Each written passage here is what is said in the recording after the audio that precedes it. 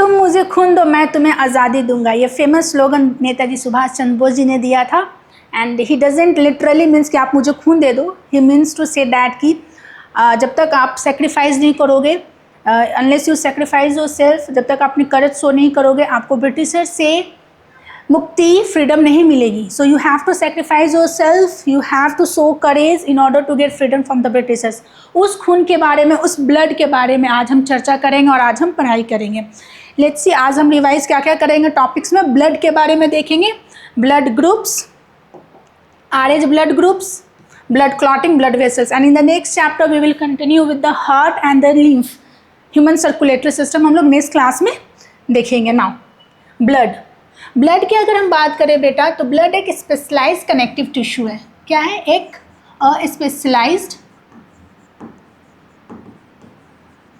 Specialised connective tissue. ठीक है, tissue हमने पढ़ा है, आपने पढ़ा होगा पहले चैप्टर्स में, epithelial tissue, connective tissue, muscular tissue and nervous tissue. तो out of this 4 tissue the blood comes under the category of connective tissue. Okay, now specialised connective tissue. Now blood बेटा डिवाइडेड है 2 components इसमें पाए जाते हैं mainly. जो सबसे ज़्यादा होता है that is 55% of blood is composed of plasma, and the rest 45% of the blood is composed of formed elements. What? Formed elements. We call it formed elements because these elements are formed in different parts of the body. Now we will see further. इस plasma की अगर हम बात करें, तो plasma कौन कौन से कंस्टिट्यूएंट से बने होते हैं, इसमें क्या क्या चीज़ें प्रेजेंट होती है प्लाज्मा में, और फॉर्म्ड एलिमेंट्स में क्या क्या एलिमेंट्स होते हैं जो फॉर्म एलिमेंट्स बनते हैं, जिसको बोलते हैं formed elements. Now if I talk about the plasma, तो प्लाज्मा बेटा जो है, इस प्लाज्मा जो है 90 to 92% वाटर होती है इसमें, 90 to 92% water. Okay, 6 to 8% proteins होती है। 6 to 8% क्या होती है? प्रोटीन्स होती है। कौन कौन से प्रोटीन्स होते हैं? Fibrinogen, globulins, albumins and fibrinogen. ठीक है, now can I write this? क्या हम लिख सकते हैं कौन कौन से प्रोटीन होते हैं? पहले तो मैं F लिखूंगी, फिर G लिखूंगी and then A। We will see कि ये तीनों क्या क्या है। ठीक है, और एक P भी होता है। Now P is for prothrombin, okay. F is for fibrinogen, G is for globulin proteins plasma में पाए जाते हैं, मोटे मोटे गोल गोल प्रोटीन्स प्लाज्मा में पाए जाते हैं जिसे ग्लोब्यूलिन्स बोलते हैं। और इसके 3 पार्ट होते हैं बेटा, अल्फा, बीटा एंड गामा ग्लोब्यूलिन्स। और गामा ग्लोब्यूलिन्स जो होते हैं वो एंटीबॉडीज उसको बोलते हैं, that play role in immune defence, immune system में वो रोल प्ले करते हैं। और A फॉर एल्ब्यूमिन। ठीक है, अब इसके फंक्शन देख लेते हैं। If I talk about the albumin, last में मिन है, मिन से मिनरल आप याद रखो, मिनरल्स वाटर से रिलेटेड होता है। तो इसका जो फंक्शन है बेटा वो ऑस्मोटिक बैलेंस। ठीक है, ग्लोब्यूलिन्स बेटा 3 टाइप्स के हो जाते हैं इसमें, alpha, beta and gamma. Gamma globulins is called immunoglobulin.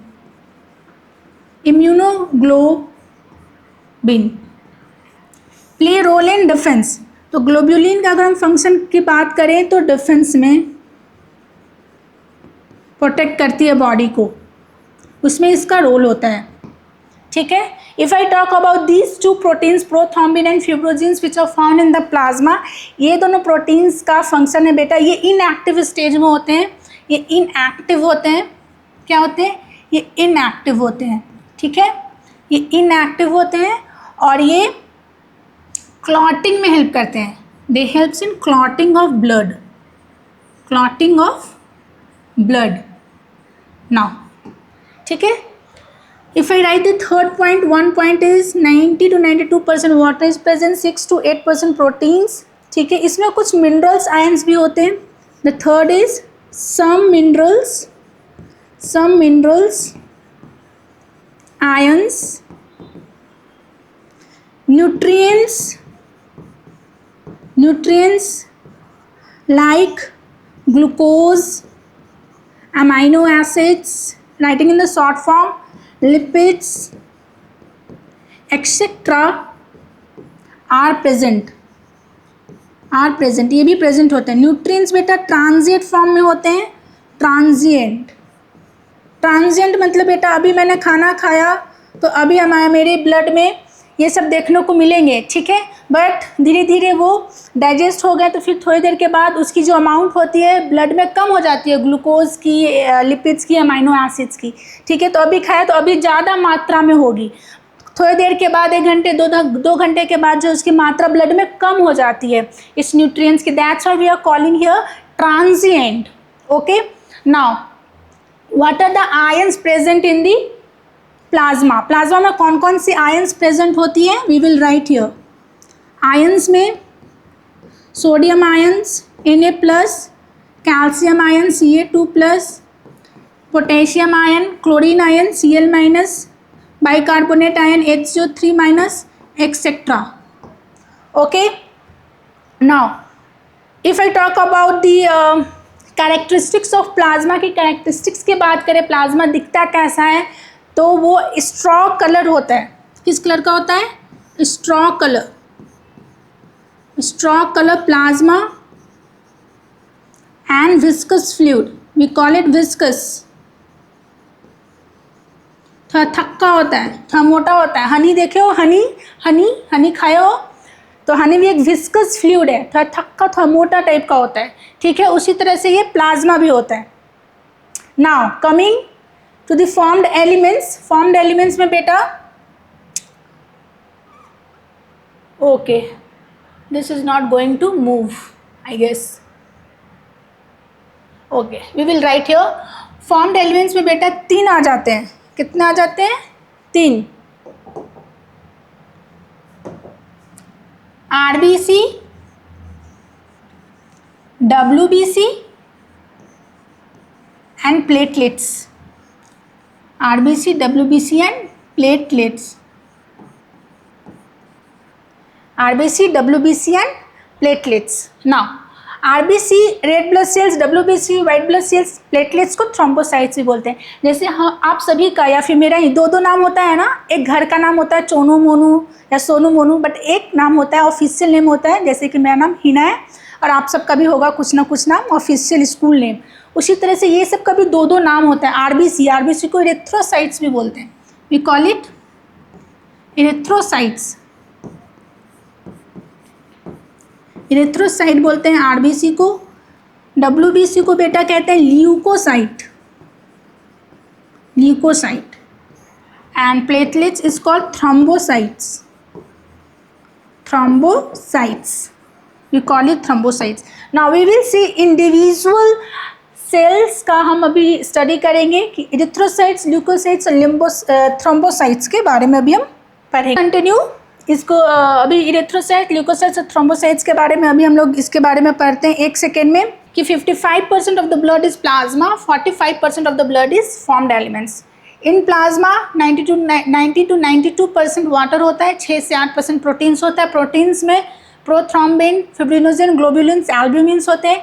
ये सबका फंक्शन क्या है? Albumins is for osmotic balance, globulin plays role in immune protection of the body, and fibrinogen and prothrombin plays role in clotting the blood, and they are found in inactive stage in the plasma. Okay, there are some minerals found in the plasma, that is minerals and ions and nutrients are in transient form में होता है. That is glucose, amino acid, lipids भी पाए जाते हैं आपके plasma में. अगर आयंस की बात करें तो sodium, potassium, calcium, chlorine, bicarbonate ions, all these ions are present in the plasma. Now और इसकी कैरेक्टरिस्टिक्स की बात करें बेटा तो straw colour and viscous fluid होता है. और इसकी फंक्शंस की बात करें तो ट्रांसपोर्ट करता है hormones and gases. Can I right here? Transport hormones and gases. Okay, next We will see individual cells here now. The first one is the RBC. The first one is RBC. RBC का और दूसरा नाम क्या है? RBC का दूसरा नाम है, इसको एरिथ्रोसाइट्स भी बोलते हैं. क्या बोलते हैं? Erythrocytes. We call it erythrocytes. Now RBC की अगर हम शेप की बात करें, if you talk about the shape of RBC, these are round, circular, biconcave shape. Biconcave shape. Okay. If I talk about the whether nucleus is present or not, most of the mammalian RBC में mature में most of the mammalian RBC no nucleus.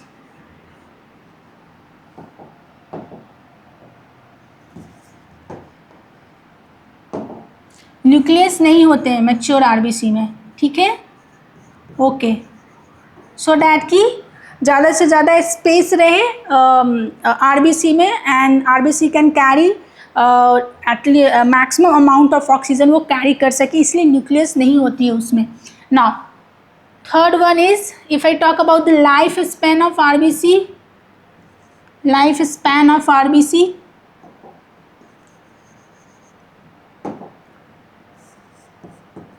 life span of RBC is 120 days. 120 days. If I talk about the number of कितने numbers में पाए जाते हैं, these are found in 5 to 5.5 million per mm cube. per mm cube. एक mm cube आप blood लोगे तो उसमें 5 से 5.5 मिलियन RBCs होते हैं. दैट्स वाई ब्लड का जो कलर है वो रेड है. ठीक है. नाउ इसमें हीमोग्लोबिन बेटा होते हैं, हीमोग्लोबिन प्रेजेंट होते हैं इसमें. ठीक है. 12 से 16 ग्राम हीमोग्लोबिन प्रेजेंट होते हैं इन 100 ml ब्लड. इन 100 ml ब्लड.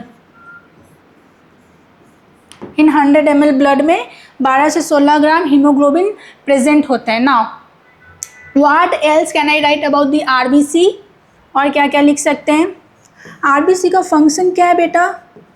आरबीसी का फंक्शन आपने पढ़ा होगा, ब्लड का फंक्शन नेक्स्ट इसके प्रीवियस वाले चैप्टर्स में, breathing and exchange of gases में. ये ट्रांसपोर्ट करते हैं गैसेज. क्या करते हैं? Transport oxygen and carbon dioxide. Carbon dioxide and oxygen की ट्रांसपोर्ट करती है RBC. Okay. Now what next we can write is, RBC का फॉर्मेशन कहाँ होता है? आरबीसी का फॉर्मेशन बेटा होता है रेड बोन मैरो में. Red bone marrow. ठीक है. अगर एम्ब्रियोनिक स्टेज की बात करें, एडल्ट में रेड बोन मैरो में आरबीसी की फॉर्मेशन होती है, बट एम्ब्रियोनिक स्टेज की बात करें तो उसमें योक सैक में आरबीसी बनना स्टार्ट होता है. ठीक है. इन एम्ब्रियोनिक स्टेज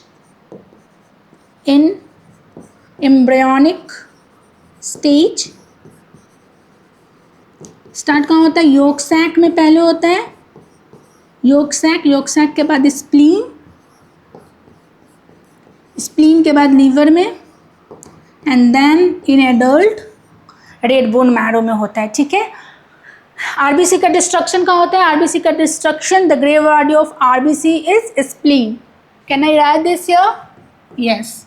यहाँ पर लिख सकते हैं RBC destruction in spleen. Where? In spleen. And spleen is called the graveyard of RBC. Graveyard of RBC. RBC का ग्रेवयार्ड बोलते हैं.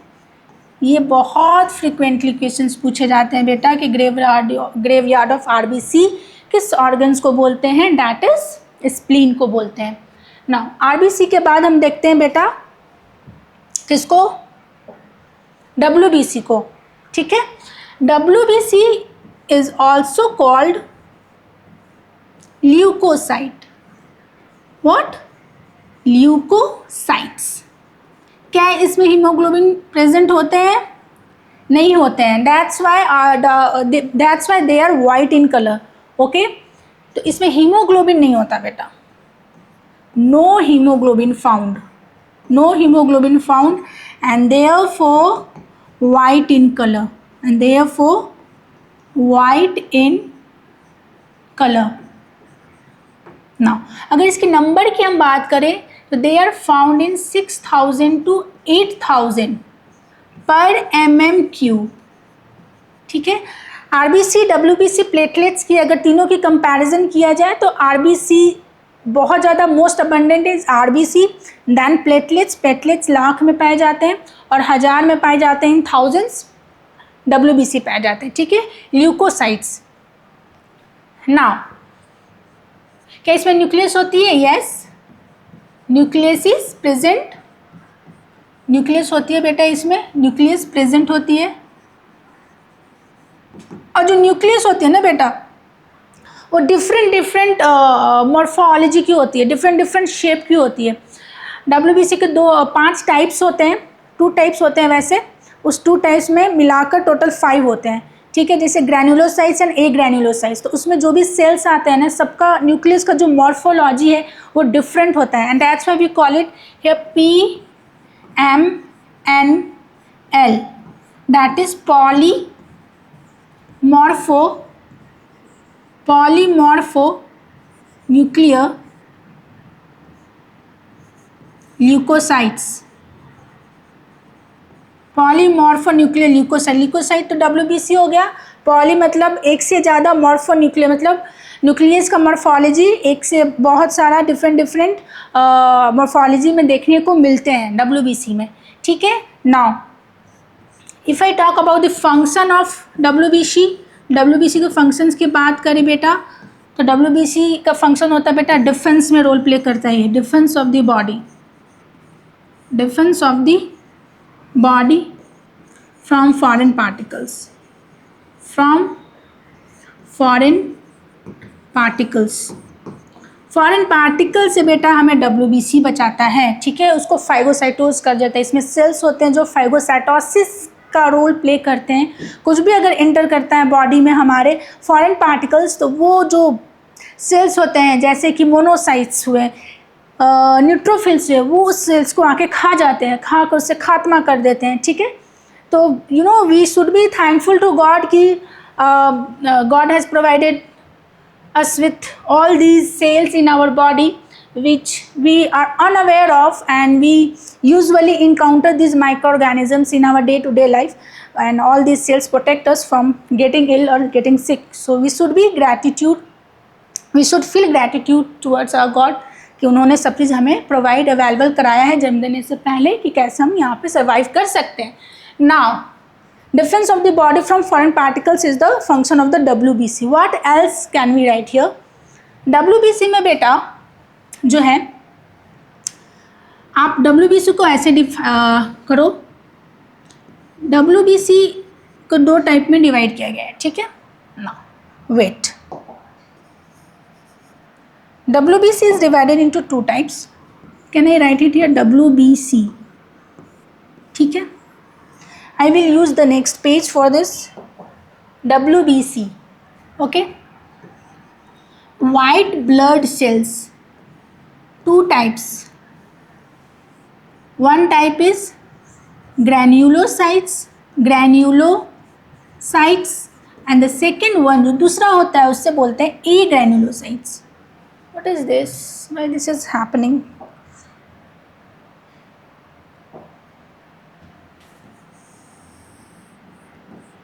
agranulocytes।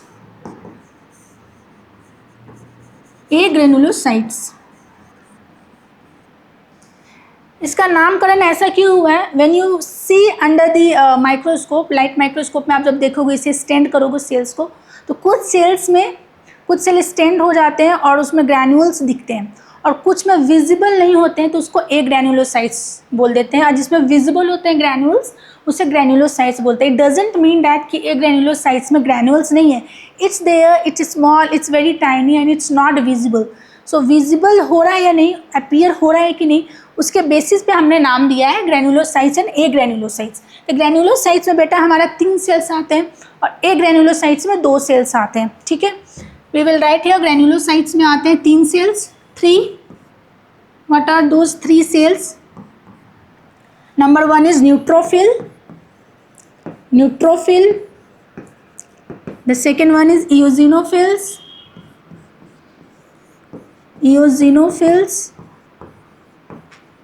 And the third one is basophil. Base जो सबसे कम है, जो सबसे कम है अमाउंट में. ठीक है, ए ग्रैन्युलोसाइट्स की बात करें बेटा तो इसमें 2 आ जाते हैं. वन इज लिम्फोसाइट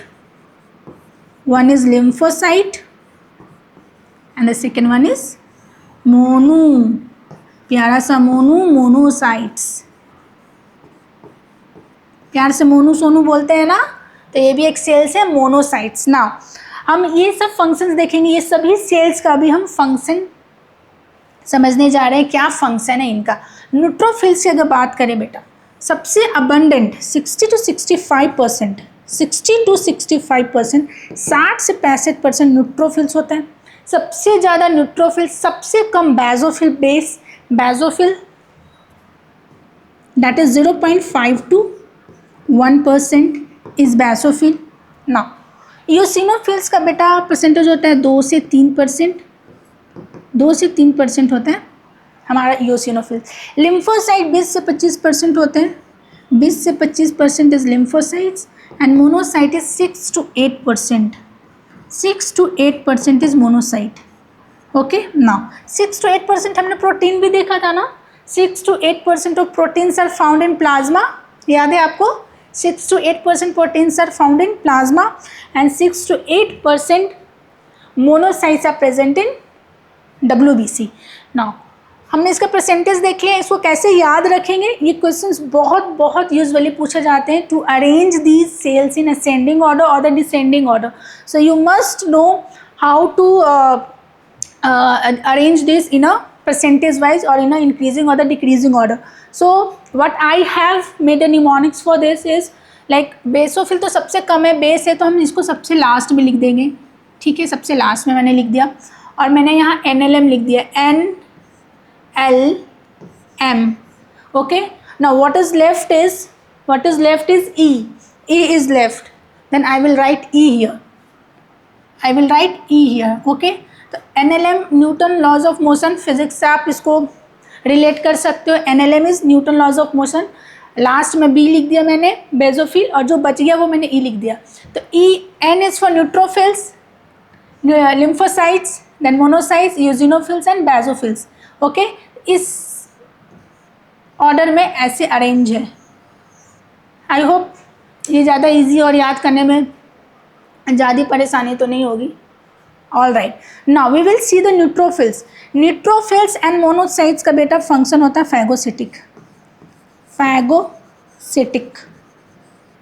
फाइगोसाइटोज करेगा माइक्रो ऑर्गेनिजम्स को.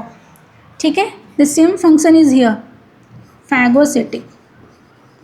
फाइगोसिटिक function of monocytes. Now what else? Eosinophils का क्या फंक्शन है बेटा? इओसिनोफिल्स का फंक्शन है एलर्जिक रिएक्शन में, हेलमिंथिस रिएक्शन. हेलमिंथिक इन्फेक्शन हो जाती है तो इओसिनोफिल्स एक्टिव हो जाते हैं. ना बेसोफिल का फंक्शन है बेटा ये आपका इन्फ्लामेशन में. एक मिनट इन्फ्लामेशन में. ठीक है, इन्फ्लामेशन में रोल प्ले करता है basophil. If I talk about the lymphocytes play role in immune defence, immunity में रोल प्ले करती है. लिम्फोसाइट्स में बेटा 2 सेल्स होते हैं. The first one is T lymphocytes and the second one is B lymphocytes. T lymphocytes and B lymphocytes. B lymphocytes and T lymphocytes. Lymphocytes के दो category होते हैं, B lymphocytes and T lymphocytes. T lymphocytes is responsible for cell mediated immunity. जब भी organ transplant होती है तो उसमें जो हमारा इम्यून सिस्टम रिजेक्ट करता है, for that T cell responsible होते हैं। और B lymphocyte is for responsible for making antibodies. तो बी सेल्स जो होते हैं वो एंटीबॉडीज़ प्रोड्यूस करते हैं, एंटीबॉडीज़ बनाते हैं। और टी सेल्स जो होते हैं बेटा वो जो है ग्राफ्ट रिजेक्शन या फिर ऑर्गन ट्रांसप्लांट जो भी होता है उसमें रोल प्ले करती है हमारी टी लिम्फोसाइट्स। और मोनोसाइट्स फैगोसाइटिक रोल प्ले करती है, न्यूट्रोफिल्स भी फैगोसाइटिक रोल प्ले करती है। ठीक है, now moving to the next, that is platelets. अब हम प्लेटलेट्स के बारे में देखते हैं। प्लेटलेट्स जो है बेटा, प्लेटलेट्स को हम क्या बोलते हैं? थ्रोम्बोसाइट्स भी बोलते हैं। We call it thrombocytes. Okay, platelets के नंबर की अगर हम बात करें, they are found in lakhs, 1.5 to 3.5 lakhs पर mm³। ओके, न्यूक्लियस होता है इसमें? नो न्यूक्लियस, न्यूक्लियस प्लेटलेट्स में नहीं होते हैं। ठीक है, अगर इसकी लाइफ स्पैन की बात करें, if I talk about the life span of leukocyte I mean platelet, then ये 10 से 15 दिन होते हैं। कितने होते हैं? 10 से 15 दिन। और WBC कितने होते हैं बेटा? WBC 20 से 25 दिन। WBC, where is WBC? Here is the WBC.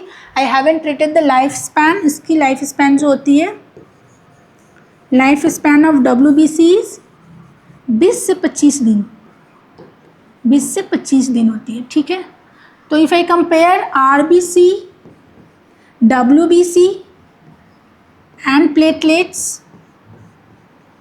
Platelets के अगर हम कंपेयर करें और इसके जीवन के कंपेयर करें कि कौन ज़्यादा दिन तक जीवित रहता है, तो RBC 120 डेज एंड WBC 20 से 25 दिन, उससे कम। और उससे ज़्यादा कम हो गया प्लेटलेट, दैट इज 10 से 15 दिन, घटते हुए क्रम में। ठीक है, 120 days, 20-25 days and 10 to 15 days is platelets. Now तो life span of platelets is 10 to 15 days. Platelets का वर्क फंक्शन क्या है? What is the function? If I talk about the function, function बेटा इसका होता है क्लॉटिंग में, क्लॉटिंग में हेल्प करती है प्लेटलेट्स। ठीक है, फॉर्म्ड फ्रॉम, ये कैसे फॉर्म्ड हुआ है? Formed from mega karyocyte, mega karyocyte, mega karyocyte से बेटा यह फॉर्म्ड हुआ है। ठीक है, मेगा कैरियोसाइट क्या होता है? एक मेगा मतलब बहुत बड़ा, बहुत बड़ा सेल्स है। ठीक है, और उसमें कैरियो मतलब न्यूक्लियस है। ठीक है, उसका फ्रैगमेंट्स है, छोटे छोटे छोटे छोटे जो हैं फ्रैगमेंट्स ऑफ सेल। ठीक है, इसमें क्लॉटिंग फैक्टर होते हैं। I am writing in the short form CF, clotting factor. तो ये मेगा कैरियोसाइट है, इसके फ्रैगमेंट्स होते हैं, छोटे छोटे प्लेटलेट्स बनाते हैं जो प्लेट लाइक होते हैं उसका शेप की अगर बात करें तो। और इसके बीच में न्यूक्लियस नहीं होता बेटा, this is not nucleus, this is clotting factor. This is all about the platelets. Now moving to the next, अब हम बेटा पढ़ेंगे ब्लड ग्रुप्स के बारे में। तो let's first revise what we have revise till yet. So blood 55% is plasma, 45% is formed elements. If I talk about the plasma, plasma में 90 to 92% is water and 6 to 8% is proteins. Proteins mainly 3 लिखा है NCERT में, but एक और होते हैं prothrombin भी होते हैं जो प्लाज्मा में पाए जाते हैं। Those 4 proteins are fibrinogen, globulins, albumins and prothrombin. All these 4 proteins are found in the plasma. Function of fibrinogen is in clotting of the blood. Albumin is for osmotic balance and globulin is for defense. और उसका type होता है alpha, beta and gamma globulins, and gamma globulins is mainly involve in the immunity of the body. Now next, if I talk about the formed elements RBC, WBC and platelets, RBC is erythrocytes, WBC leukocytes and platelets is thrombocytes. Now if I talk about the plasma का characteristics क्या होता है? Plasma में ions भी होते हैं, minerals भी होते हैं और ट्रांजिएंट न्यूट्रिएंट्स भी पाए जाते हैं, ठीक है, like glucose, amino acids, lipids etcetera. Ions की बात करें तो potassium, calcium, sodium, bicarbonate ions extra. Straw coloured होते हैं, विस्कस फ्लूइड होते हैं। This is whole about the plasma. Now formed elements RBC, WBC and platelets. RBC 5 to 5.5 million per mm³ of blood में पाए जाते हैं, इसका अमाउंट काफ़ी ज़्यादा होता है। If I talk about WBC thousands में पाए जाते हैं, 6,000 to 8,000। एंड प्लेटलेट्स की अगर बात करें बेटा वो लाख में पाए जाते हैं, 1.5 to 3.5 लाख पर mm³। नाउ इफ WBC की स्पेसिफिकली बात करें तो WBC के 5 दोस्त हैं, neutrophils, eosinophils, basophils, lymphocytes and monocytes, ठीक है। ये पांचों में सबसे ज़्यादा अबंडेंट कौन है? न्यूट्रोफिल से, दैट इज 60 to 65%। एंड सबसे कम कौन है? Basophil, that is 0.5 to 1%। Now इसके अरेंजमेंट की अगर हम बात करें तो NLMEB, बेसोफिल सबसे लास्ट में B में हो, बेसोफिल सबसे कम है तो उसको लास्ट में रखेंगे B, that is basophil. NLM, Newton laws of motion, आप इसको फिजिक्स से रिलेट कर सकते हैं, और जो बच जाता है ही उसके बाद आ जाता है। तो सबसे ज़्यादा neutrophils, that is 60 to 65%. Then we have L, that is lymphocyte, 20 to 25%. Then we have M, monocyte, that is 6 to 8%. Then we have E, eosinophils, that is 2 to 3%. And then we have basophil, that is 0.5 to 1%. Now, if I talk about the RBC की हम बात करें तो वो तो millions में होते हैं। Presence of haemoglobin, yes. Nucleus, no, nucleus नहीं होता है mature RBC। Most of the mammalians में नहीं होते हैं, कुछ मैमल्स में होते भी हैं RBC के न्यूक्लियस होते भी हैं RBC में। नाउ RBC की अगर हम बात करें बेटा तो 100 ml ऑफ ब्लड में 12 से 16 ग्राम हीमोग्लोबिन पाए जाते हैं, ठीक है। RBC का फंक्शन है, सिंस उसमें हीमोग्लोबिन होते हैं तो ऑक्सीजन से बाइंड कर पाते हैं, कार्बन डाइऑक्साइड से बाइंड कर पाते हैं और ट्रांसपोर्ट ऑफ गैसेज में रोल प्ले करते हैं हमारा RBC, ठीक है। नाउ RBC की अगर और बात करें बेटा तो और क्या क्या हो सकता है? आई थिंक मैंने सब बता दिया है। अब हम प्लेटलेट्स के बारे में बात करते हैं, ठीक है। नाउ प्लेटलेट्स को थ्रोम्बोसाइट्स भी बोलते हैं। प्लेटलेट्स में न्यूक्लियस नहीं होते हैं because they are cell fragments of megakaryocytes. RBC बनते हैं बेटा आपका रेड बोन मैरो में बनता है और वो उसका डिस्ट्रक्शन होता है स्प्लीन में, and that's why spleen is called graveyard of RBC। But embryonic stage की अगर बात करें तो एम्ब्रियोनिक स्टेज में योक सैक में फॉर्मेशन होती है RBC की, then spleen, then liver and in adult red bone marrow में होती है। प्लेटलेट्स की अगर बात करें तो प्लेटलेट्स का फॉर्मेशन मेगा कैरियोसाइट से होता है। What is mega karyocyte? Mega means बड़ा, उसमें न्यूक्लियस होते हैं और उसके फ्रैगमेंट्स जो बनते हैं बेटा उसको प्लेटलेट्स बोलते हैं, उसमें न्यूक्लियस नहीं होती है। प्लेटलेट्स का role mainly involve in clotting of blood. This is the whole summarised topic that I have just explained you.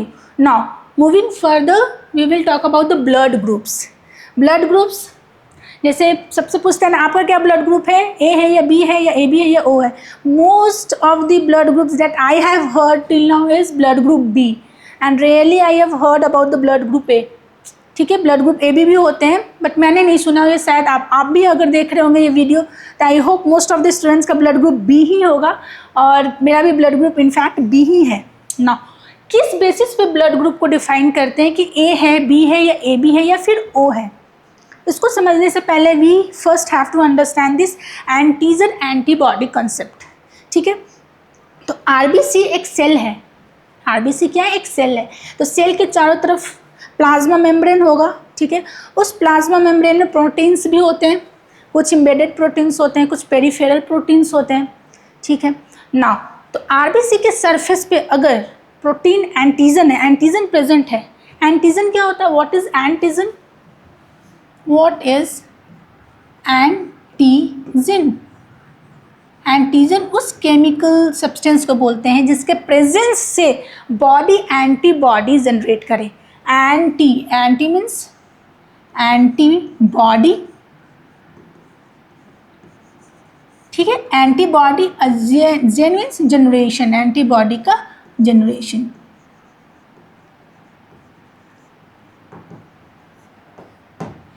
Antigen could be anything, any proteins, any substance which are entering our body, and in response to that, if our body is generating the antibody against that antigen, against that foreign particles, then that foreign particles is called an antigen, which antigen का मतलब ही है antibody product generate होना उसके presence में, ठीक है। now RBC के surface पे बेटा, ये मैंने RBC एक बनाया, ठीक है, आरबीसी का ये प्लाज्मा मेम्ब्रेन है, ठीक है, this is the RBC that I have drawn, this is the plasma membrane of RBC. इस प्लाज्मा मेम्ब्रेन पे एंटीजन है एक, ठीक है, अगर एंटीजन मैंने ये बनाया, एक प्रोटीन बनाया है, अगर ए है तो ये कहलाएगा ए ब्लड ग्रुप, ठीक है।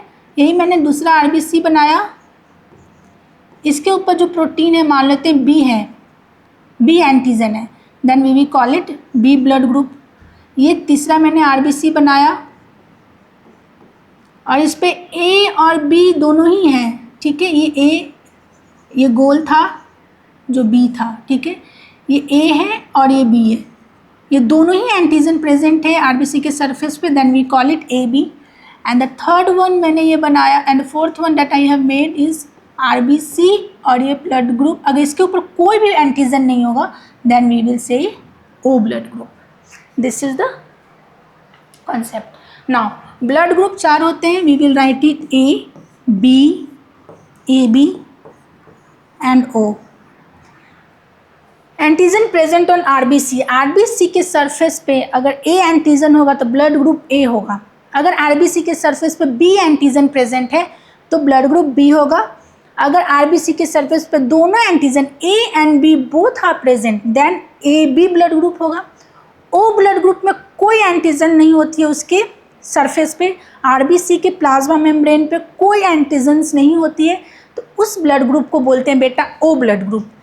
तो इसको लिख सकते हैं यहाँ पे, antigen present on RBC, blood group A है, आपका ब्लड ग्रुप ए है तो आपके आरबीसी के सरफेस पर कौन सी एंटीजन होगी, ए होगी।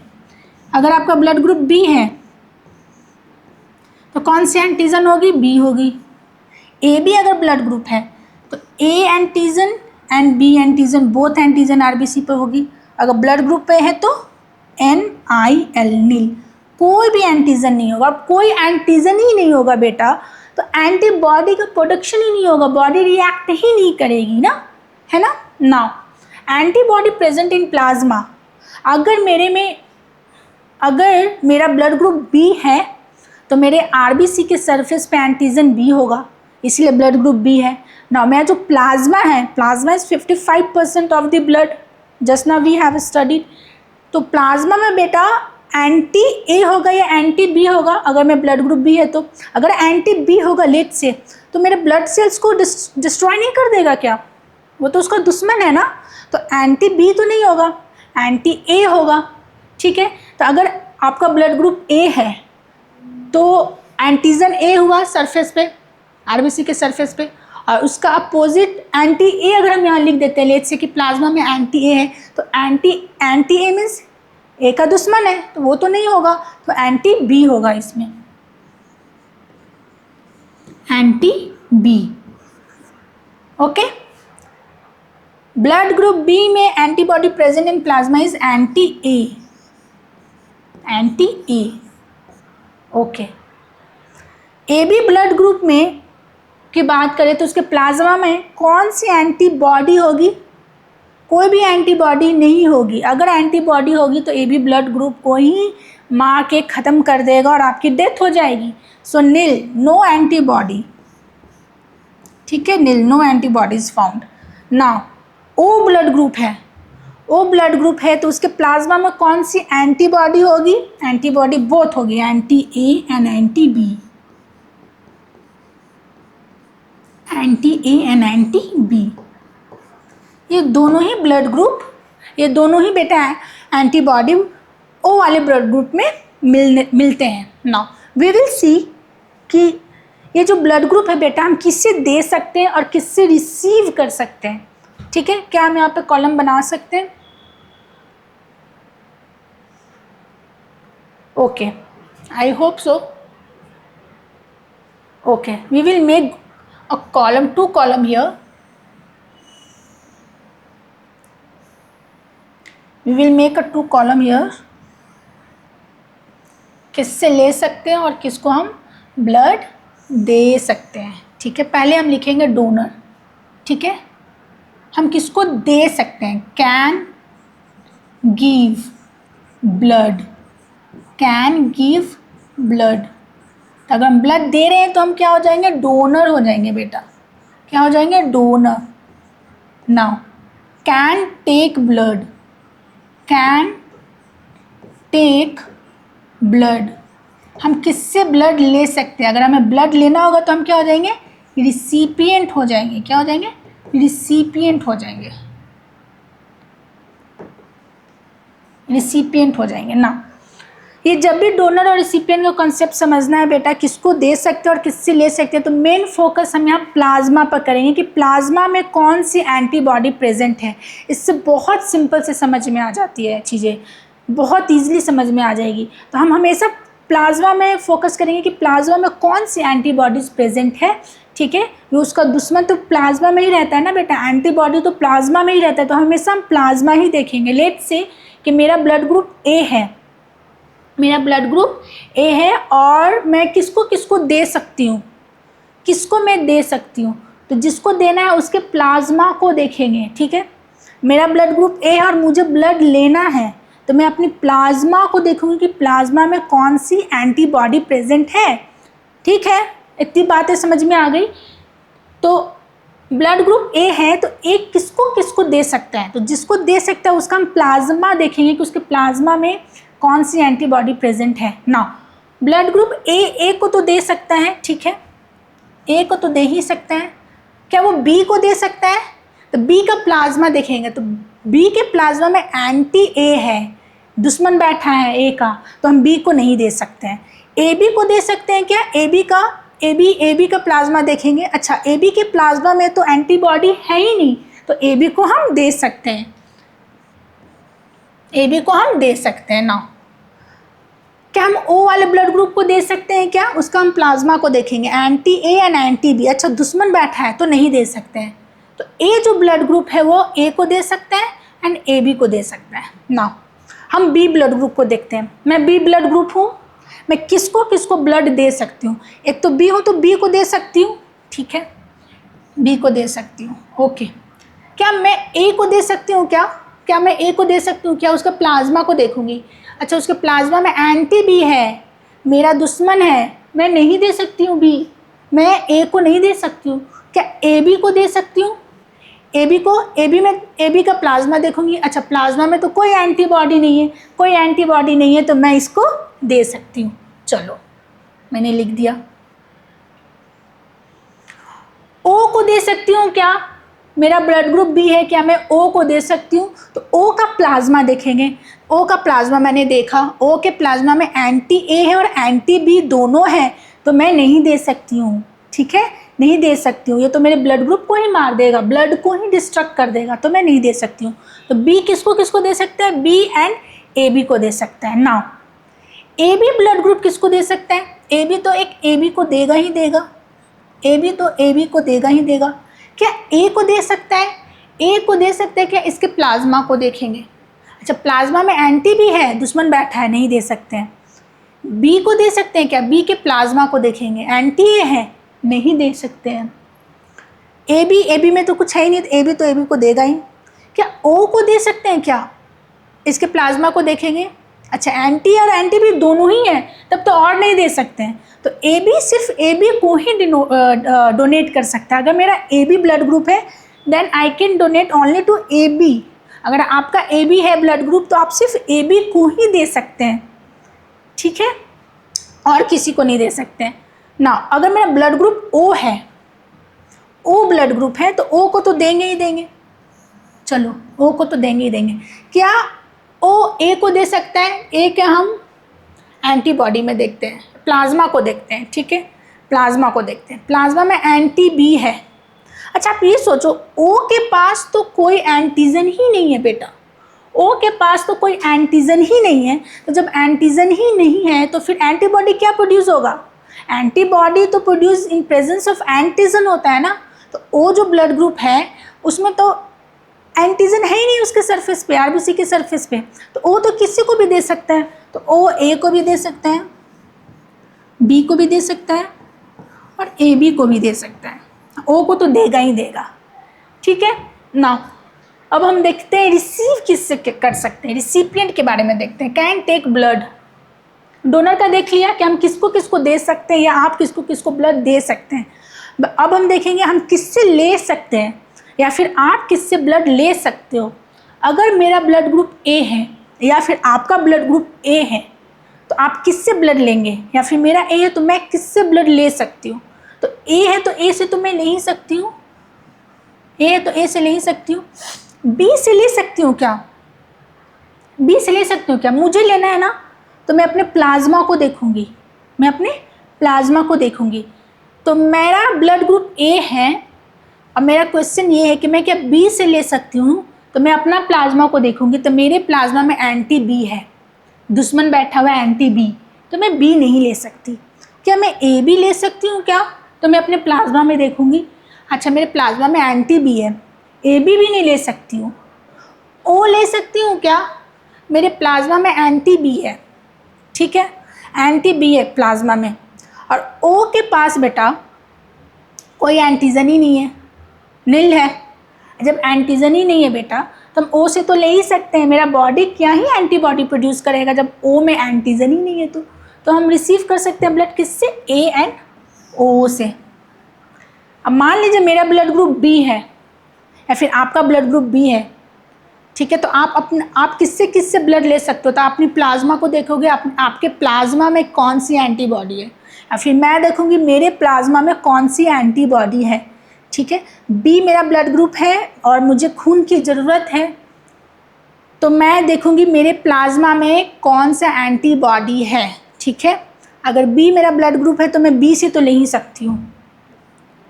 ए से ले सकती हूँ क्या? ए से ले सकती हूँ क्या? मेरे प्लाज्मा में एंटी ए है तो हम ए से तो नहीं ले सकते। ए बी से ले सकते हैं क्या?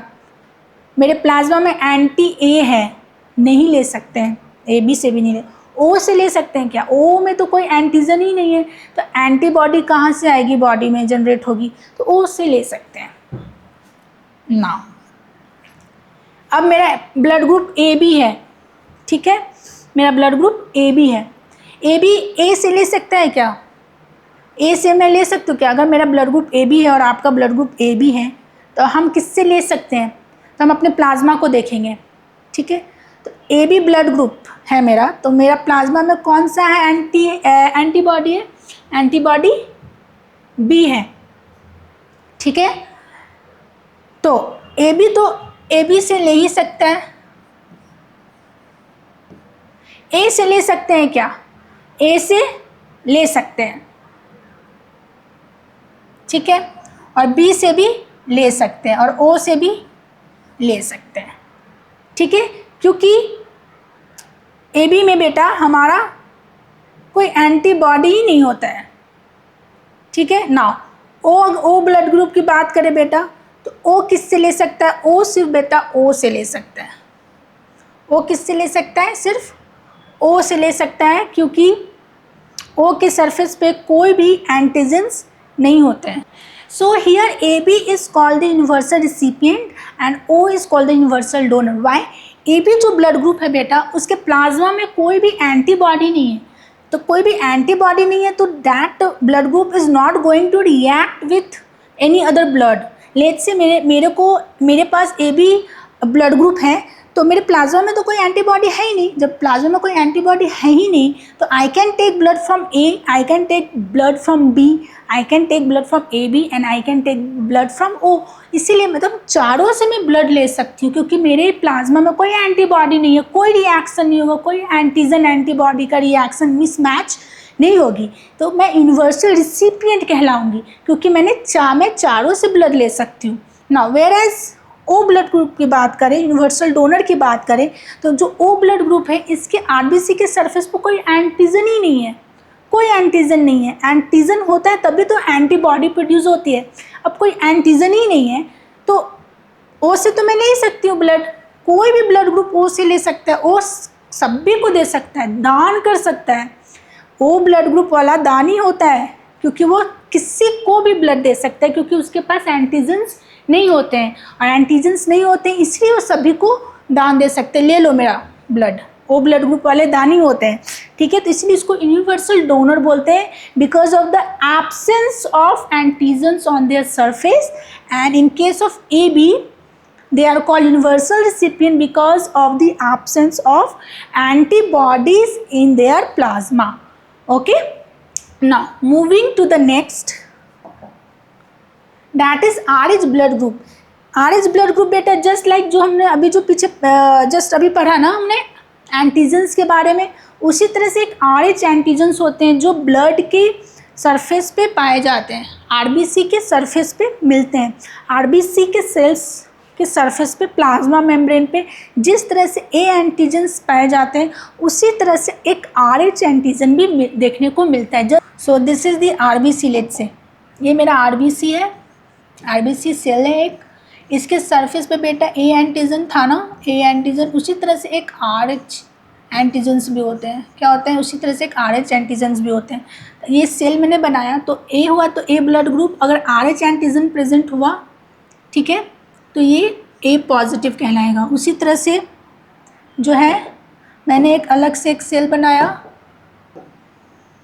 एक और सेल मैंने बना दिया, ठीक है।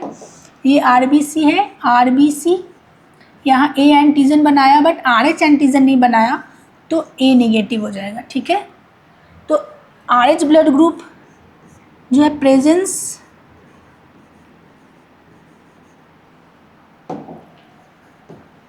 और absence of, एक सेकेंड, प्रेजेंस और absence of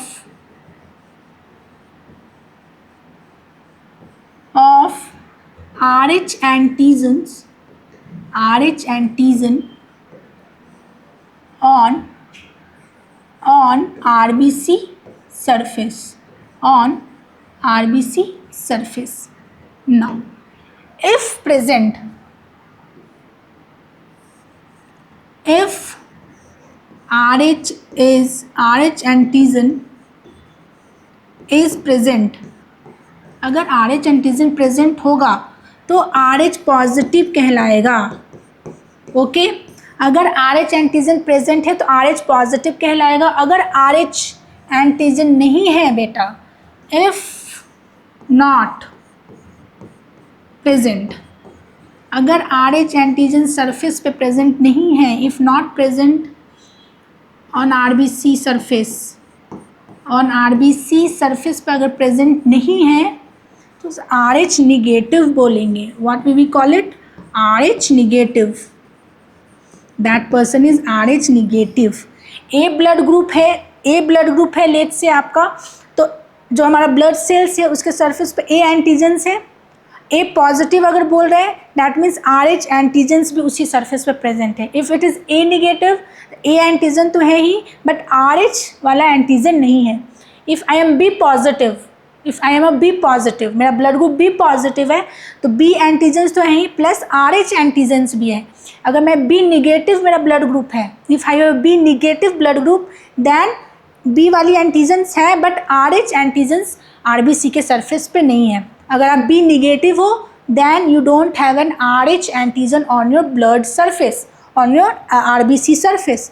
ओके, नाउ अब इसमें ये देखना है बेटा कि जब भी हम ब्लड को किसी को देते हैं या किसी को ब्लड की नीड होती है तो ब्लड ग्रुपिंग की मैचिंग को तो देखते ही देखते हैं, प्लस हम RH का भी देखते हैं वेदर इट इज़ पॉजिटिव और नेगेटिव, इसकी भी चेकिंग करवाते हैं, तब ही जाकर ब्लड ट्रांसफ्यूज़ होती है दूसरे के बॉडी में, ठीक है, ये भी देखते हैं। अदरवाइज़ जो है ब्लड का डिस्ट्रक्शन हो सकता है, क्लम्पिंग हो सकती है और सीवियर एनीमिया या फिर जॉन्डिस हो सकती है आपको, ठीक है। इसमें एक केस है बेटा, अगर हम इसको देखें कि हाँ, इसमें एक पॉइंट याद रखना है कि जिस तरह से ब्लड में जो हमने अभी देखा कि एंटीजन्स होते हैं, A antigens, B antigens, A B antigens जो ब्लड के सरफेस पे होते हैं, उसके अगेंस्ट में एंटीबॉडीज़ भी प्लाज्मा में मिलते हैं। जैसे ब्लड ग्रुप ए है तो प्लाज्मा में एंटी बी होगी, अगर ब्लड ग्रुप बी है तो प्लाज्मा में एंटी ए होगा। तो जो नेचुरली प्लाज्मा में ये सब एंटीबॉडीज़ मिलते हैं, but in case of R H what we see कि यहाँ पे नेचुरल एंटीबॉडीज़ नहीं रहते हैं, नहीं मिलते हैं, ठीक है। तो we can write here that no natural anti RH antibody in plasma। Plasma में बेटा antibody naturally RH antigen against में नहीं पाए जाते हैं। प्लाज्मा में एंटी RH एंटीबॉडी नहीं पाए जाते हैं, प्लाज्मा में नहीं मिलते हैं, नेचुरली प्रेजेंट नहीं होते हैं, ठीक है। Now if you take the case of RH negative, अगर हम RH निगेटिव ब्लड की अगर हम बात करें, RH निगेटिव ब्लड की हम बात करें, इसका मतलब क्या होता है कि RBC के सरफेस पे RH एंटीजन्स नहीं है, तो RH निगेटिव वाला ब्लड हम किसको किसको दे सकते हैं, सिंस एंटीजन ही नहीं है तो वो एंटीबॉडी प्रोड्यूस ही नहीं करेगा, जिसको किसी को भी दे सकते हैं। एंटीजन्स होता है तभी तो एंटीबॉडी प्रोड्यूस होता है उसके अगेंस्ट में, है ना। तो अगर RH निगेटिव है, RH negative means there is no antigen on the RBC surface, then this RH negative blood can be transfer to anyone, ठीक है। तो RH निगेटिव को भी दे सकता है ब्लड, ऑफ कोर्स दे सकते हैं, और RH पॉजिटिव को भी दे सकते हैं, एकदम दे सकता है। Now if I talk about RH positive, अगर हम RH पॉजिटिव वाला केस लेते हैं तो RH पॉजिटिव को तो दे सकते हैं, हाँ दे सकते हैं, बिल्कुल दे सकते हैं। क्या RH पॉजिटिव RH निगेटिव को दे सकते हैं क्या? RH निगेटिव को दे सकते हैं क्या? अगर RH पॉजिटिव RH निगेटिव को देगा बेटा, तो RH निगेटिव वाले तो कभी एंटीजन्स देखा ही नहीं है। RH पॉजिटिव में तो एंटीजन है, पॉजिटिव है, मीन्स कि RH पॉजिटिव है means RH antigens is present on the RBC surface, RBC के सरफेस पे RH एंटीजन प्रेजेंट है, और वो अगर RH निगेटिव वाले को देता है जिसमें एंटीजन्स है ही नहीं और नेचुरली एंटीबॉडीज़ भी प्लाज्मा में नहीं है, तो यहाँ पे बेटा प्रॉब्लम हो सकती है, यहाँ पे रिएक्शन हो जाएगा, ब्लड का मिसमैच हो जाएगा, ठीक है, और यहाँ सीवियर डिस्ट्रक्शन ऑफ RBC, ये नहीं हो सकता है।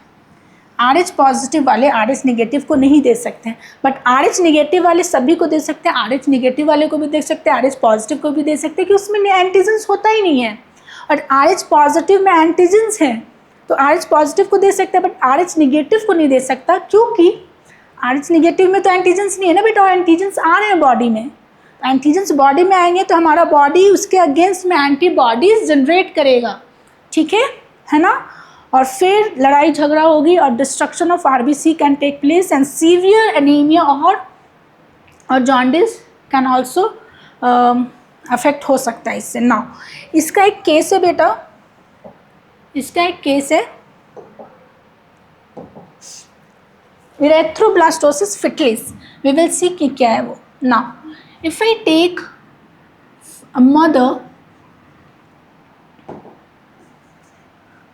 मदर को हमने लिया, मदर इज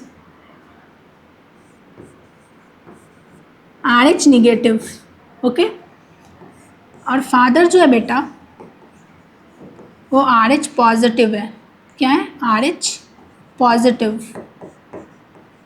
नाउ तो बेबी कुड भी RH निगेटिव भी हो सकते हैं, ठीक है। तो first child, if I talk about first child could भी RH निगेटिव भी हो सकता है और RH पॉजिटिव भी हो सकता है, ठीक है।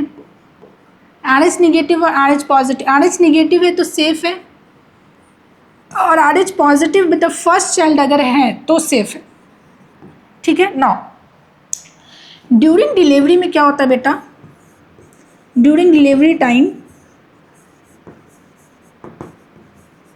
ड्यूरिंग डिलीवरी क्या होता है, कुछ ब्लड मिक्सअप हो सकते हैं, चाइल्ड और मदर का blood can get mixed up, blood of both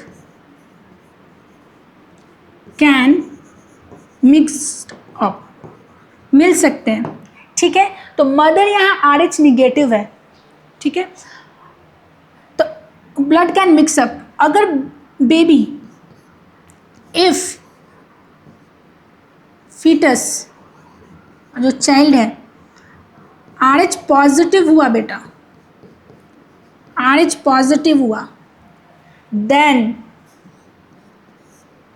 RH positive है, मदर RH निगेटिव है, तो ब्लड की अगर मिक्सिंग होती है तो इसके कांटेक्ट में आएगी ब्लड, और मदर का जो बॉडी है बेटा इसके अगेंस्ट में, RH पॉजिटिव के अगेंस्ट में एंटी RH एंटीबॉडी जनरेट करेगी मदर की body. So anti RH antibody produced in mother body, in mother body. Now subsequent pregnancy में बेटा क्या होगा, इसको कंटिन्यू करते हैं इधर, ठीक है। नाउ सब्सिक्वेंट प्रेगनेंसी होती है सेकेंड चाइल्ड, सेकेंड चाइल्ड के केस में क्या होगा, if second child is RH negative होती है, इसमें तो एंटीजन है ही नहीं, तो सेफ ही है बेटा, कोई दिक्कत नहीं है। अगर सेकेंड चाइल्ड RH पॉजिटिव होती है, अगर RH पॉजिटिव होती है बेटा, तो मदर के बॉडी में एंटीबॉडी जनरेटेड है। क्या जनरेटेड है, एंटीबॉडी, ठीक है, एंटीबॉडी, RH एंटीबॉडी। और वो अगर मिक्सिंग होती है, इफ मिक्सिंग, अगर मिक्सिंग होती है बेटा ब्लड की, takes place, then fetal RBC का क्या होगा, डिस्ट्रक्शन हो जाएगा। क्या हो जाएगा, डिस्ट्रक्शन हो जाएगा। एंड सीवियर बेटा जॉन्डिस, सीवियर जॉन्डिस या फिर एनीमिया हो सकते हैं, और इस केस को बोलते हैं बेटा इरेथ्रोब्लास्टोसिस, ब्लास्टोसिस फिटलिस, इसको बेटा बोलते हैं इरेथ्रोब्लास्टोसिस फिटलिस। जो इरेथ्रोसाइट्स है हमारा, जो RBC है, ब्लास्ट बम बम बम, उसका डिस्ट्रक्शन होने लगता है और बेबी की सीवियर केस में डेथ भी हो जाती है।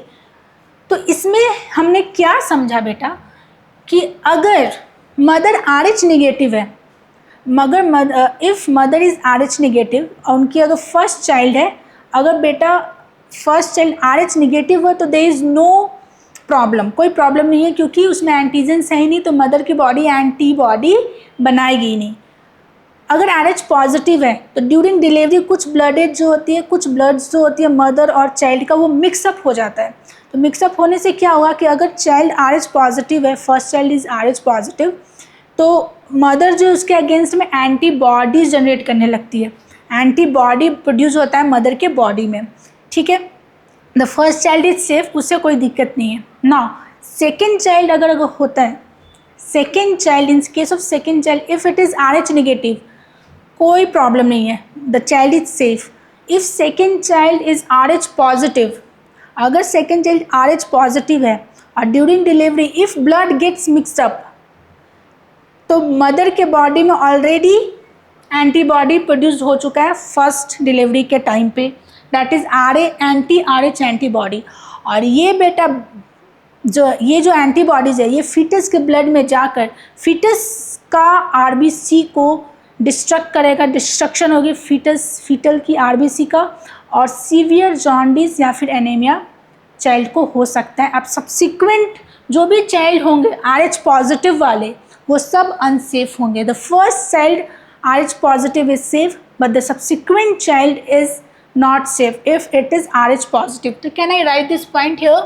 I can write this point here. First child जो RH पॉजिटिव है वो सेफ है, ठीक है, that is safe. All RH negative child is safe, because there is no antigens, so there will be no production of antibody in mother bodies. Now the subsequent जो है first के बाद जो भी बच्चे होंगे बेटा, subsequent चाइल्ड जो होते हैं, and if it is RH positive वाले हुए तो प्रॉब्लम होती है, ठीक है, means not safe, the child is not safe. Subsequent child, if they are RH positive, they are not safe because mother has generated the anti-RH antibody in her body, and that can go into the that can mix with the fetus blood and can destroy the RBC of the fetus, leading to the death also in case of severe case. Now आपको ये समझ में आ गई होगी. Moving to the next, blood clotting. जब भी चोट लगती है हमें, खून निकलता है ना यहाँ से खून, फिर हम कुछ देर के बाद देखते हैं खून रुक गया, थक्का जैसा मोटा जैसा लाल लाल रेड ब्राउन कलर का कुछ जम गया है. What is that called? उसको बोलते हैं स्कम बोलते हैं. ब्लड क्लॉट कर जाती है. अगर हमारे बॉडी में, हमारे ब्लड में अगर ये सब प्रोटीन्स नहीं होते तब तो खून निकलते रहती और हमारी डेथ हो जाती. We could have died if there are no presence of these clotting factors in our blood, है ना. तो ब्लड क्लॉटिंग जो है बेटा, ब्लड क्लॉटिंग जो है, why, क्यों ज़रूरत है? To prevent from excessive loss of blood का एक्सेसिव लॉस ना हो हमारे बॉडी से, इसके लिए ब्लड क्लॉटिंग की आवश्यकता है, ज़रूरत है, इंपॉर्टेंस है, समझना है इसे, ठीक है.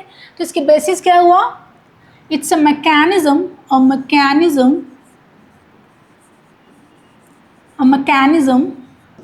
Okay, a mechanism to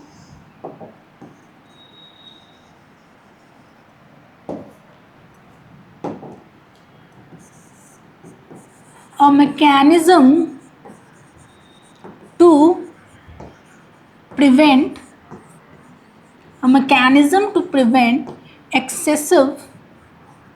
excessive blood loss. हमारे बॉडी से ज़्यादा ब्लड लॉस ना हो बेटा, इसके लिए एक मैकेनिज़्म है, दैट इज़ ब्लड क्लॉटिंग. इसमें बहुत सारे प्रोटीन्स रोल प्ले करते हैं, ठीक है. जब भी हमें चोट लगता है, साइट ऑफ इंजरी, जहाँ हमें चोट लगती है, तो वहाँ के टिश्यूज़, वहाँ के प्लेटलेट्स एक्टिवेट हो जाते हैं, स्टिमुलेट हो जाते हैं, और वो एक क्लॉटिंग फैक्टर्स रिलीज़ करते हैं. क्या रिलीज़ करते हैं? सर्टेन फैक्टर्स रिलीज़ करते हैं. एंड दैट सर्टेन फैक्टर्स जो होते हैं, down the line enzymatic cascade वाली रिएक्शंस होती है, और फिर अल्टीमेटली हमारे ब्लड का जो हमें चोट लगी रहती है वो वहाँ पे रुक जाती है, ठीक है. So it's a cascade,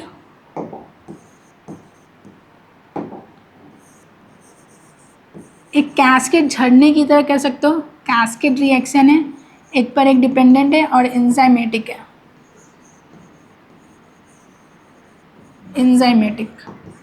now let's suppose हमें चोट लगी at the site of injury, जहाँ आपको चोट लगी है बुरी तरह से, काफ़ी बुरी तरह से आपको चोट लग गई है, आपको खून बह रहा है और आप रो रहे हो काफ़ी ज़्यादा, है ना. कोई आए नहीं आए आपको बचाना, बट आपका बॉडी जिस तरह से भगवान ने बनाया है वो आपको ज़रूर प्रोटेक्ट करेगा, ज़रूर आपको बचाएगा, ठीक है. At the site of injury जो है tissues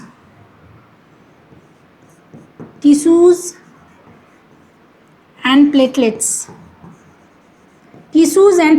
stimulate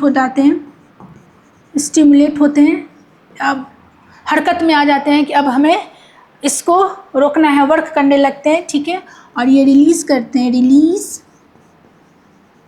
release certain factors, कुछ बेटा सर्टेन फैक्टर्स रिलीज़ करते हैं, और these factors are actually they are proteins.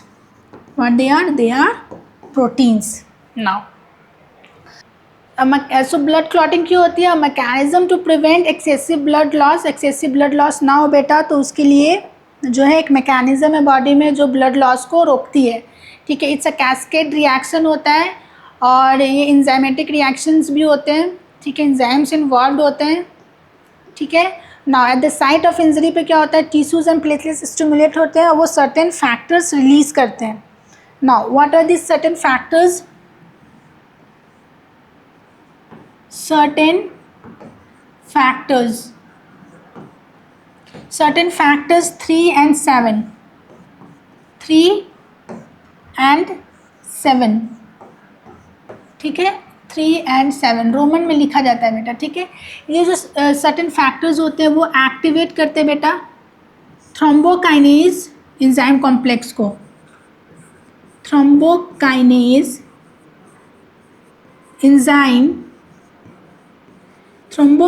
Enzyme complex को एक्टिवेट करते हैं। This thrombokinase enzyme complex act on prothrombin पे एक्ट करते हैं। किस पे एक्ट करते हैं? प्रोथ्रोम्बिन पे, और इससे कन्वर्ट कर देते हैं बेटा थ्रोम्बिन में। किस में? Thrombin which is an active form of prothrombin. अब प्रोथ्रोम्बिन क्या है? इनएक्टिव। प्रोथ्रोम्बिन कहाँ मिल रहा था? इनएक्टिव। प्रोथ्रोम्बिन कहाँ था? प्रोथ्रोम्बिन प्लाज्मा में था ना। प्लाज्मा में फिब्रिनोजेन एंड प्रोथ्रोम्बिन ये दोनों क्लॉटिंग में हेल्प कर रहे थे, वही हम देख रहे हैं। प्रोथ्रोम्बिन कहाँ था? प्लाज्मा में था, जो कि इनएक्टिव फॉर्म में था। अब इस पर एक्ट किया थ्रोम्बोकाइनेज एंजाइम कॉम्प्लेक्स और कन्वर्ट हो गया thrombin which is an active. Now this thrombin will act on the second protein of plasma that is fibrinogen. Fibrinogen पे ये एक्ट करेगा, फिब्रिनोजिन, और इसको बेटा कन्वर्ट कर देगा फिब्रिन में, ठीक है, फिब्रिन में। और फिब्रिन क्या है? ये थ्रेड लाइक स्ट्रक्चर है, ऐसे network like, a network of thread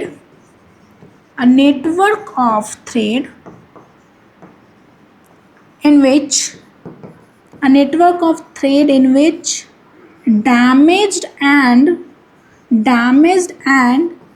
dead formed cells are trapped। इसमें जो होते हैं ट्रैप हो जाते हैं, ये नेट लाइक जो स्ट्रक्चर्स जो यहाँ हैं फाइबर लाइक, इसमें ट्रैप्ड हो जाते हैं, ठीक है। और ये फॉर्म करता है बेटा डार्क रेड ब्राउन कलर का होता है, जिससे हम बोलते हैं scum. What we call it? Scum इसको बोलते हैं। और इस तरह से हमारा जो ब्लड फ्लो होते होते बेटा रुक जाता है, वो एक क्लॉट बन जाता है, थक्का ब्राउन रेडिश कलर का होता है, जिसे हम स्कम बोलते हैं। वो एक्चुअली में वहाँ पे धागे उसको अगर जूम करके माइक्रोस्कोप में देखोगे तो थ्रेड लाइक फाइबर्स आपको दिखेंगे, फिब्रिन्स दिखेंगे, और उसमें जो होते हैं डेड और डैमेज सेल्स ट्रैप्ड हो जाते हैं, ठीक है। ये आपको इतना तो आपको याद रखना है क्योंकि ये आपके एनसीईआरटी में दिया हुआ है, ठीक है। Thrombokinase enzyme complex is activated by this certain factors कौन रिलीज कर रहे थे? जब at the site of injury and the platelets were got activated due to the injury and they were releasing these certain factors 3 and 7. In turn this thrombokinase enzyme complex were working on the prothrombin thrombin में convert होता है, and then thrombin act करता है बेटा fibrinogen पे, and then fibrinogen से हमारा fibrin बनता है। वो thread like network of thread होते हैं जिसमें कि डैमेज एंड डेड सेल्स फंस जाते हैं। सो बेटा ये था क्लॉटिंग के बारे में। क्लॉटिंग में क्या क्या प्रोटीन्स इन्वॉल्व होते हैं, तो ये सब प्रोटीन्स इन्वॉल्व होते हैं। प्रोथ्रोम्बिन इनएक्टिव स्टेज में होता है बेटा। इस यहाँ पे कैल्शियम यूज़ होता है। कैल्शियम जो होता है वो होता है फैक्टर 4। क्या होता है? वो फैक्टर 4 होता है, ठीक है। और प्रोथ्रोम्बिन जो है वो फैक्टर 2 है। Now there is a term called serum. Serum क्या होता है बेटा? जब आप प्लाज्मा में से फिब्रिनोजिन माइनस कर दो, क्लॉटिंग फैक्टर हटा देंगे, if you remove the clotting factor from the plasma we will got serum. और सीरम बेटा क्लॉट नहीं करेगा। क्लॉट क्यों नहीं करेगा? क्योंकि इसमें तो हमने क्लॉटिंग फैक्टर हटा दिया है, डू नॉट क्लॉट, ठीक है। या फिर सीरम को ऐसे भी लिख सकते हैं, serum is equal to blood में से अगर हम माइनस कर दें RBC, WBC, platelets, RBC, WBC, platelets and fibrinogens. Fibrinogen is the clotting factor. इसको माइनस कर देंगे तो जो भी बचेगा बेटा वो सीरम कहलाता है, ठीक है, जो क्लॉट नहीं करता है। RBC, WBC एंड प्लेटलेट्स को फॉर्म्ड एलिमेंट्स भी बोलते हैं। तो फॉर्म्ड एलिमेंट्स प्लस प्लाज्मा में पाए जाने वाले जो क्लॉटिंग फैक्टर दैट इज फिब्रिनोजेंस, उसको हटा देंगे तो जो भी बचेगा उसको सीरम बोलेंगे, ठीक है। Thank you so much. In the next class we will continue with the human circulatory system, blood vessels and the lymph. God bless you. Thank you.